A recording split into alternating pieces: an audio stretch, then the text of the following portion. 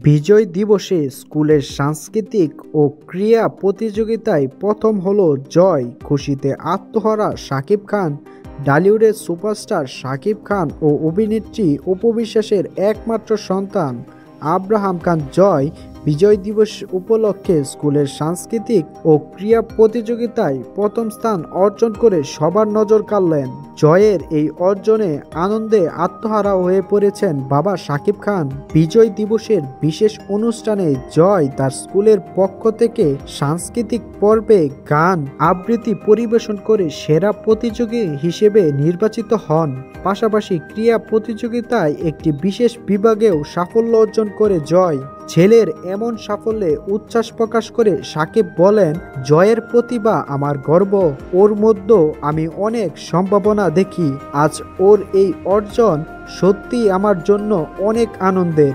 একজন বাবা হিসেবে এর চেয়ে বড় প্রাপ্তি আর কিছুই হতে পারে না। অপু বিশ্বাসও ছেলের সাফল্যে উচ্ছ্বাস প্রকাশ করে বলেন, জয় ছোটবেলা থেকেই খুব প্রতিভাবান, ওর পরিশ্রমের ফল আজকে আমরা দেখতে পাচ্ছি। ওকে নিয়ে আমার অনেক স্বপ্ন আছে। জয়ের স্কুলের শিক্ষকরা জানান, জয় শুধু পড়াশোনাতেই নয়, সাংস্কৃতিক ও ক্রীড়া কর্মকাণ্ডেও খুবই মনোযোগী। তার এমন প্রাণবন্ত অংশগ্রহণে স্কুল কর্তৃপক্ষ গর্বিত। জয়ের এই অর্জনের খবর ছড়িয়ে পড়ার পর শাকিব অপু ভক্তদের মধ্যে ব্যাপক উচ্ছ্বাস দেখা গেছে। অনেকে বলছেন, ছোট্ট জয় বড় হয়ে তার মা বাবার মতোই সফল হবে। একজন ভক্ত লিখেছেন, শাকিব খানের উত্তরসূরি হিসেবে জয় নিজের প্রতিভার প্রমাণ দিয়েছেন, তার জন্য শুভকামনা রইল।